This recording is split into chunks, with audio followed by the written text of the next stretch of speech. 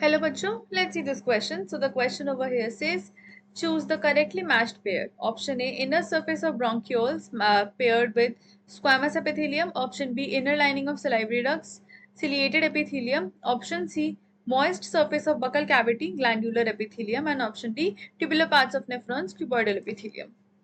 So question में बोल रहे हैं कि हमें correctly matched pair को choose करना है. So the key concept here is epithelial cells. So epithelial cells क्या होती हैं? ये सेल्स क्या करती हैं? ये लाइन करती हैं एपिथीलियम को और ये फॉर्म करती हैं हमारा एपिथीलियम.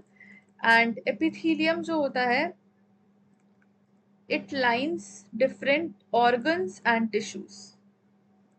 सो ये ऑर्गन्स एंड स्ट्रक्चर्स को बेसिकली लाइन करता है.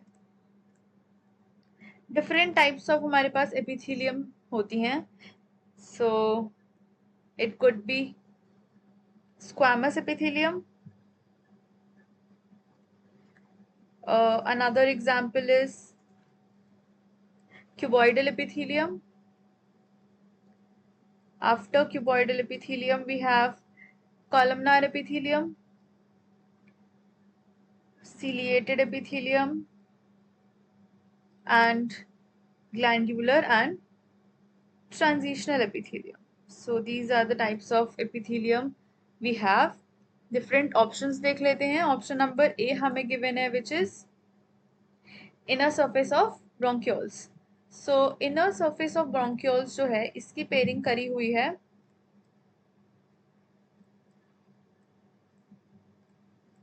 की हुई है हमारी स्क्वामस एपिथीलियम में. सो स्क्वामस एपिथीलियम, सो जो हमारा इनर सरफेस ऑफ ब्रोंक्यूल्स होता है ये लाइंड होता है विद सिंपल कॉलमनार और क्यूबॉइडल सेल्स. सो इसकी लाइनिंग होती है with simple columnar sales. And ये क्या करता है? ये म्यूकस मूवमेंट्स में हेल्प करता है. सो जो हमारी पेयरिंग की हुई है ये गलत है, therefore this is the wrong option. Option number B हमें गिवन है, which is inner lining of salivary ducts. So इसकी पेयरिंग हमारी की हुई है with inner lining of salivary ducts and इसकी पेयरिंग की भी हुई है विद सिलिएटेड एपिथीलियम. सो जो हमारी इनर लाइनिंग होती है ऑफ सलाइवरी डक्ट्स ये लाइंड होती है विद सिंपल क्यूबॉइडल और कॉलमनार सेल्स. सो इसकी लाइनिंग होती है विद सिंपल कॉलमनार और क्यूबॉइडल सेल्स. सो देयरफॉर ये वाली जो पेयरिंग है ये भी गलत है. Option number D, option number C हमें गिवन है, which is moist surface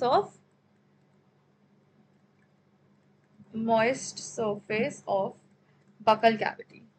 and इसकी जो पेयरिंग की हुई है ये की हुई है विद ग्लैंडुलर एपिथीलियम.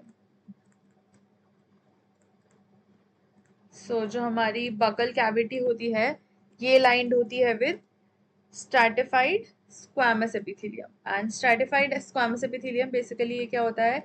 ये हमारी जो स्क्वामस एपिथीलियम होता है उसका एक स्पेसिफाइड वर्जन होता है. एंड ये क्या करता है? ये हमें प्रोटेक्शन प्रोवाइड करता है बकल कैविटी को अगेंस्ट अब्रेशन. सो अब्रेशन से बचाता है ये basically. And option number D देख लेते हैं जो हमें गिवन है, which is tubular nephron, tubular part of nephrons.